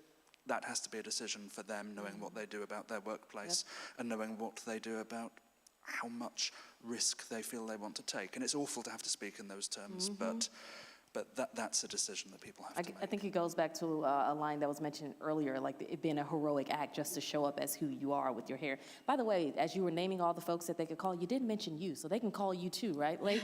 They have some issues. Of course, email address on the website, phone number. Just got to put it out there. Michelle, I want to bring you back into this. Research, which I'm so happy we have research-backed conversations that we're having here. It showed very clear bias, right, against Afro and Afrocentric hairstyles, which could result in job losses, right? Did the numbers surprise you, or were they what you expected? I think in the overall hierarchy did not surprise me. I don't think that surprises any of us that they thought European hair, straight hair was the most appropriate for the workplace. So no surprise there. I think the big surprise was just how many employers, decision makers felt that you could lose your job, even if you were performing well. So the scenario was, a black woman in the office is performing well in her role, her position doesn't get extended, she doesn't pass probation. Last day, she changes her hair to straight, coincidentally, and the senior person says, oh, maybe you could have stayed if you wore your hair straight. Now, okay, that's a one-off scenario, but when we gave that to 1,000 companies, more than a third thought that was possible to happen in their company, and a fifth said definitely.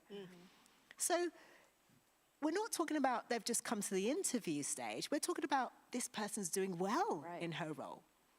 And even at that stage, you're bringing hair into the decision whether she stays or not.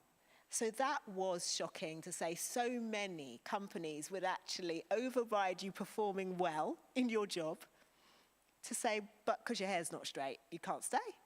Crazy.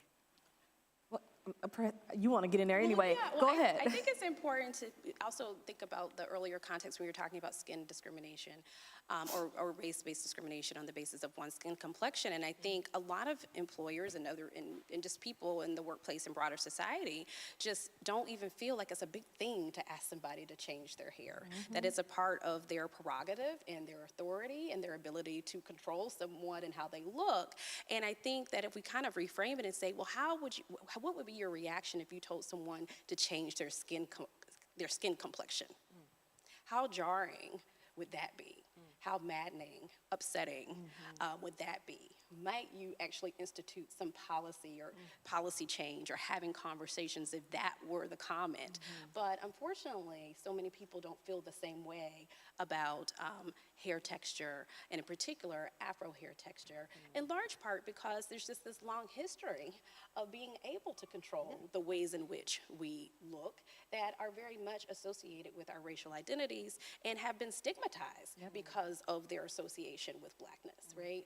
Or African ancestry. So I think it's really important as we think about hair texture discrimination in particular, just as we feel very strongly about not forcing someone to change their skin complexion because we view that as a fundamental part of their racial or ethnic identity, or just a fundamental part of their identity more generally, that we really have to feel the same way about hair texture.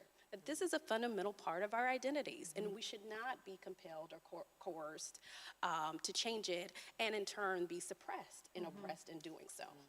And I do want to just piggyback off of that. I think it's a perfect segue to the next question, particularly talking about discrimination and whether or not serious discrimination will ever change without any type of legal and political intervention. Well, I'll jump in and just say, I wrote an article a few years ago, speaking about the argument that it should not just be called discrimination, but extended to include harassment. And that would include policy. That's another conversation. but I extended it there because, you know, many people have had experiences where their hair has been touched, especially if they come into the workplace with a new hairstyle. It's seen as attractive, it's seen as exotic, so people want to touch it. But if someone were to touch you and it was unwanted, and it was in the workplace, we have policies. We have policies to protect, and it's considered harassment. And so I hope to live in a world that one day we'll extend the conversation to harassment and have policies such as bullying in the schools. And so when there are comments made or when there are touching that's happening, and when people are in a way feel directly or indirectly harassed, that will be there. I just want to jump in with the touching one, because some of our unpublished research, and this has shocked everybody who I've told, said that I'm assuming it's a woman, because I can't imagine a man doing this to another man, but she went to work and her boss poured water on her head to see how her hair would respond. Look at your face. Yeah. So he poured water on her head to see how her hair would react to the water. She's in her job. I mean, how does she cut? It's all over her clothes, the humiliation. What does she do for the rest of the day? How does she go to work the next day? I mean, this is in modern Britain that kind of incident took place. And that's why I'm talking about this kind of big gulf between how you would treat someone's skin and how you, in a workplace, pour somebody's water on somebody's head. And that's the senior person to the more junior person. Wow. Go ahead, Mike. In Great Britain, racial harassment is against the law, and those sorts of incidents would, unwanted touching of hair, unwanted pouring of water on hair, would really seem to fall within the legal definition in Great Britain, because it's unwanted conduct related to race, which has the purpose or effect. And so that's quite important, really, because even sometimes if someone is doing it innocently, or if someone, is just doing it out of interest, and they're not trying to offend, but they have the effect of offending, and they have the reasonable effect of offending. So they have the purpose or effect of creating an intimidating, hostile, degrading, humiliating, offensive environment. And often that's what people report. They use those exact words in how they feel. Then that is against the law under the Equality Act 2010 in Great Britain. So at least, sometimes we say that the law in Great Britain doesn't go far enough. At least on harassment, it is quite good in relation to those sorts of incidents. I feel like you just gave all of us here, well, maybe not all of us, but myself and maybe some of our viewers out there, a TED Talk on the right type of words and the language that you need to use as you're reporting some of these instances. Were you going to jump in, Professor? Yes, well, I'll just say this is where the United States differs a little bit, where we're not as strong as it relates to protecting against racial harassment in the workplaces. And unfortunately, in many jurisdictions under federal law, what you're describing probably would not amount to a racially hostile work environment. But to another part of it, this would be a tort. So that's another there you go. It would be a tortious assault in most jurisdictions. So it may not necessarily fall under our civil rights protections against racial harassment or racial discrimination, but I think what's really important, what you're pointing out in both of these incidences as it relates to these infringements upon someone's bodily integrity, at the heart of that, what it seems that is motivating all of this is just this lack of humanity, right? And this, I think, goes back to an earlier point that I made previously as it relates to not just treating this simply as a form of a civil rights activism, but really is about human rights, right? Treating someone as a human being and in a dignified manner. To have someone pour water on me to see, it's like an experiment, right? Like I'm in a Petri dish, like I'm an object or an animal. And we have a lot of those experiences, and this is, again, very deeply rooted as it relates to treating African descendants in particular as objects, right? And as not being human beings or even equal human beings. And I think this gets to the heart of why we really may have to even broaden it even further from civil rights, traditional civil rights discourse, and thinking about it in the context of human rights. Absolutely, and that's what somebody said in the research. I mean, they were so sweet in the sense they said, I'm not against anybody, but they make me feel like I'm not a human. And that's just the worst kind of experience you can have. Patty, when you hear feedback such as it makes me feel like I'm not a human, right? How do you, help people advocate for change while also taking care of themselves? Yeah, that's a great question. You know, the first thing that came to my mind was my own, and I shared this earlier, my own mini afro that I have.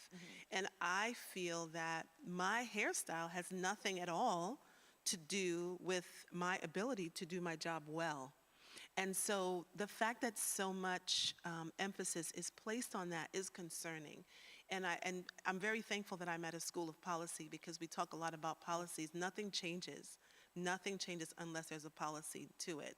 And so I think we need to continue to advocate, not just at large, but we can advocate for ourselves. And a lot of it is what I shared earlier, is starting the conversation, sharing with a coworker, talking about what's happening at work with a trusted coworker. And in the United States, we do have equal opportunities offices where individuals can go. And not necessarily HR might be the best place. It might be a separate place because we have to remember HR often is working under the company. Yes. So you have to recognize in the United States that we do have separate offices for equal rights and that there are ways to continue the conversation. But on a personal level, there's a lot that they can do. They can go for walks, they can try yoga, they can, what I practice meditation and breathing. I actually do that in the classroom with my students. But anything that will relieve stress will help because stress that is not addressed will show up in other areas of your life, in illness, in mental health, in physical ailments. And especially if you're a woman of color, particularly a woman of African descent, we are unfortunately at the top of many, many disorders, chronic disorders, obesity, diabetes, high blood pressure. So we have to take it seriously when we are stressed. So I really can't stress that enough, is to really find the most anti-stress activity, walking, breathing, anything that you can do, and it's a small thing. You don't have to go out and spend money and join a gym, but it's detaching from the situation so that you can take a break and really breathe. And I will just say she practices what she preaches because even earlier today, she and I, we've been here working and preparing for today. And she walked outside and took a walk, and that inspired me to get outside and get some sun and take a walk too. So thank you for that. Michelle, I do want you to answer that same question. You've been advocating for the last 7 years as a Black woman, and you need to practice what you preach too. So tell us how you're taking care of yourself and how you would provide some and you would provide some feedback too of how others can perhaps take care of themselves while also advocating. I suppose mine is prayer and singing. Yeah, I like to do that. Walks, yes, I do like to do that. And my dad is always dragging me out for walks, so yes. But I think in terms of how I've been looking at others and how we can help them, there's a lot of women that are not advocates like us who they don't want to take on the whole workplace. They don't want to transform their whole workplace. They just want to turn up. So I think, hopefully they can come to us and go on our website and get some resources that they can use, and also sort of having an organization to point their employer to take some of the pressure off of their own shoulders. I don't want to be an advocate, but actually if I tell them about what World Afro Day is doing, if I put the report in, then they can kind of here's some information, this organization's doing this, but they can take a little bit of a step back and hopefully, other people like us who are prepared to keep going, can have that voice for them and be supportive. I will say this like a loud whisper, just a loud whisper in their ear, like, hey, I'm gonna just sit this right here for you. So I wanna say thank you all. We're just about out of time for this panel. It has been so inspirational and just enlightening just with the information. So I'm hoping that folks that are watching this have taken away something, right? So much to take away, but taken away something from it. So Bear Soleil, thank you so much. Professor Wendy, thank you, Professor Patty, and Michelle Dilian, the founder of World Afro Day. Give it up for our lovely panel. All righty, Scarlett. Thank you. Thanks, Ashara. Okay, so thank you again to all of our panelists and to you all at home for still being with us. Now, this is a good place to introduce one of the new initiatives from World Afro Day. It is called #Generation Pledge. So you might not know that you're going to be doing this, but I want my panelists to come up. Panelists, bring your phones with you, please. I want you all on the stage because I want you to find a photo of a younger loved one. I've got my picture ready. And basically, have you got your phones? Have you got your phones? Come on, guys. If you haven't, don't worry. Just picture them in your mind. It's okay. Picture them in your mind. Yes, we've got some phones. I've got mine up here. Come on. If you want to come up, come on up. You at home, want you to join us. Anyone wants to come Get and your take the phone pledge, up. come and- If you want to make come a and be pledge, part come of on. history. Don't Come be and take a bit of shy. pledge. At home, get your phones up. Get ready. Get a picture up of a loved one, a younger loved one, because we are going to make a pledge to them moving forward now. So we'd like you to repeat these words after us. Okay, you guys have to repeat, all right? I will use my hair and my voice. I will use my hair and my voice to pledge for now and for future generations. to pledge for now and for future generations. To be free to wear our hair our way. To be free to wear our hair our way. We will stand up for change together. We will stand up for change together. To end hair discrimination. To end hair discrimination. Through global celebration. Through global celebration. And global solutions. And global solutions. Yes, put your hands together. We've made the pledge. We've made the pledge. We do hope that if you are watching at home or wherever you are at work, wherever, that you've taken the pledge as well. If you haven't, it's fine. But please do it later. Send us photos. Tag us on the socials because we'd love to see who you are pledging to as well. Thank you. Thank you very much. You can sit back down. Thank you for making that pledge. Thank you. Thank you. Thank you. Thank you. And I believe while everyone clears the stage, thank you so much. Charlene Monique gets ready for her next performance. We have a few words from the founder, Michelle DeLeon. Come on back, says, by the Michelle. way, guys, she says she doesn't like the spotlight, but this is her turn, her chance to share her wise words with the rest of us. So take it away. Oh, I wish I didn't. I don't know what made me think of doing it. You got it. You know when you do something and it sounds like a good idea at the time, now I'm doing it. I'm like, why did you do this? But actually, we have been working with our young people and children for the last few years. And although World Afro Day, we are focused on the world and changing things for the world, sometimes it's those comments that you get from individuals that really make a difference, that you think, oh, actually, this is working and this matters. And just this World Afro Day, a young man called Samuel wrote a poem. And he's about, I think he's about 13, 14, year 9. Let me just see if I can find his school. Yes, sorry. So Samuel from Blue Coat School in Coventry wrote this poem. It's called the World Afro Day poem. On World Afro Day, we celebrate with pride the beauty of hair, a symbol deep and wide, a crown of curls, a testament to history, resilience and strength, a powerful mystery. From kinks to coils in every shade and hue, Afros tell stories old and new. They're a symbol of heritage, a work of art, a reminder that Black culture is a vital part. With each strand, there's a tale to share of triumphs, struggles, and the love we bear. On this special day, let our afros bloom, a symbol of auntie dispelling gloom. So let's raise our voices, let's loudly say, Happy World Afro Day in a joyful display. With pride in our hearts and afros so grand, together we stand across every land. Wasn't that great?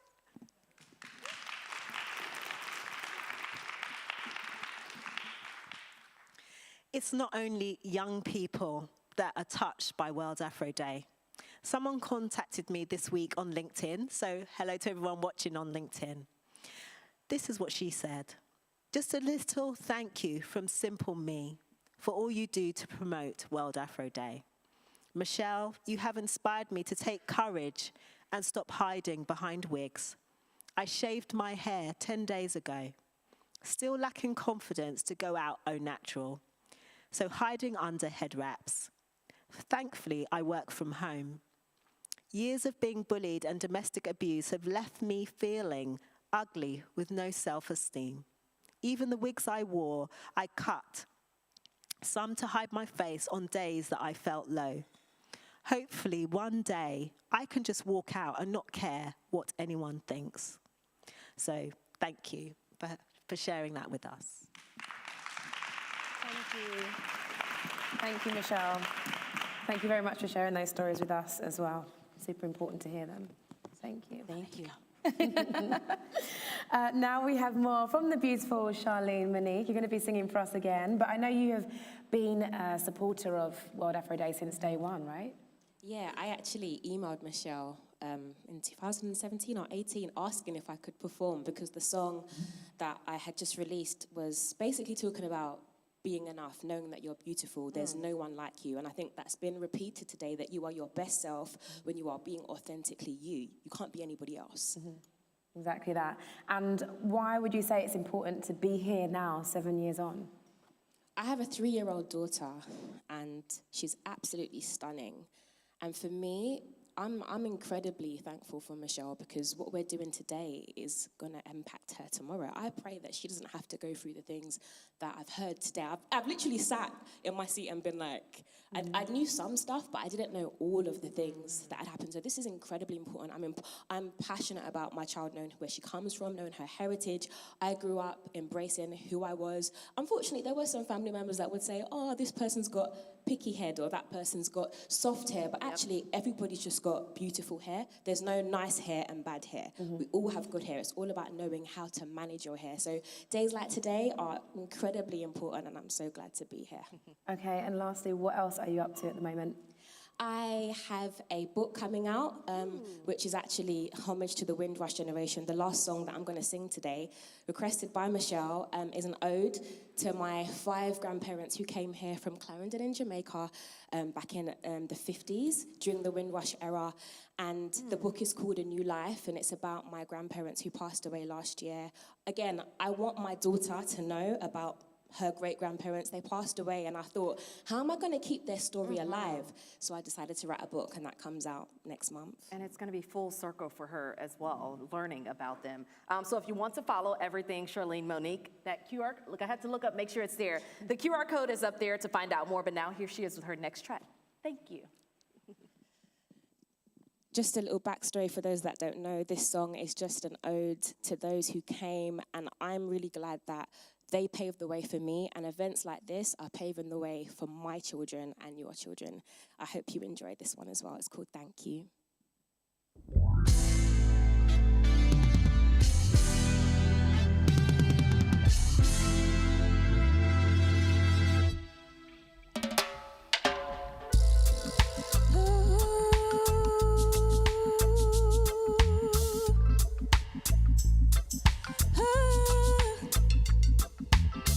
They didn't know who we would be, how far we'll go with their stories.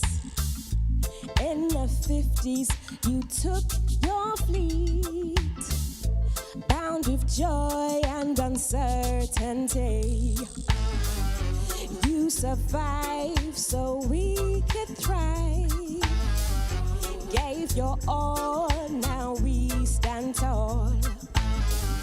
Grounded feet and consistency, a foundation just for me.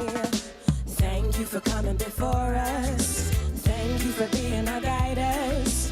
Thank you for being believers. Thank you, thank you. Thank you for being a teacher. Thank you for seeing a future. Thank you for all that you gave us. Thank you, thank you. Hey, whoa, whoa. Oh, na, na, na. I am my ancestors' wildest dream, and I rise above what they didn't see. A better life, that's what they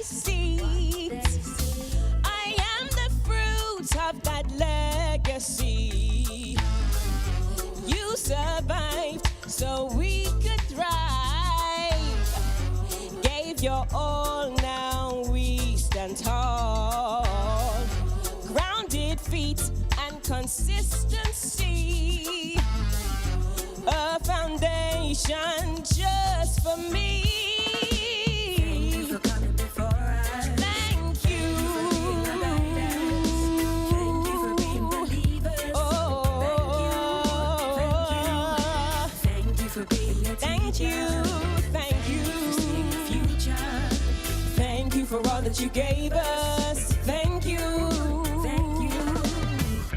Thank you for the life that you live and the love that you gave. Hey, for the something that we have, 'cause you made the way. We give thanks and praise. Whoa, whoa, yeah. Thank you for coming before us. Thank you for being our guiders. Thank you for being believers. Thank you, thank you. Thank you for being a teacher. Thank you for seeing the future. Thank you for all that you gave us. Whoa, whoa. Thank you. Oh, I thank you. Thank you for being believers. Yeah. Thank you for being a teacher. For everything that you saw. For everything that you taught. Thank you.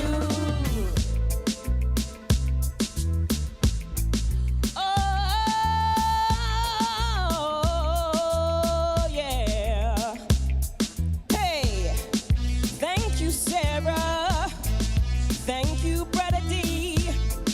Thank you, Sam, Mavis, and Winston.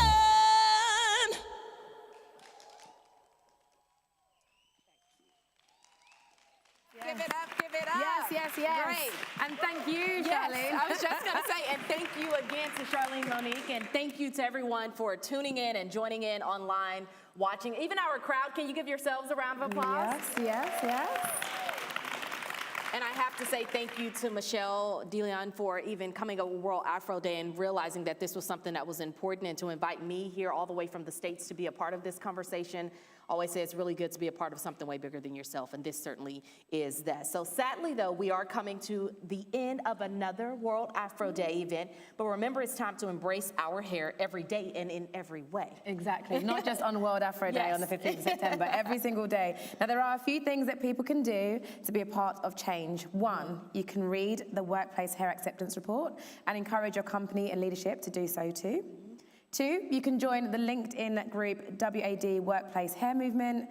And three, you can take the Generations Pledge, which we've just done. We want you all to do that at home and make sure you tag and share us. So all the panelists, please come back up. Please come back up. Yes, come yes. on, come on. You didn't think I was going to do that as well? Charlene, come on, Come back on, up here, Michelle, Charlene. Everybody that has been on the stage today, come on up, come on up. And I need all of you to be a part of this next bit. Yes. Okay, as they're coming on up. And you at home, please join in on this as well. So it has been our pleasure to host the 7th anniversary event. And there's only one thing left to say for everyone to say. You're going to repeat after me, okay? Happy World Afro Day!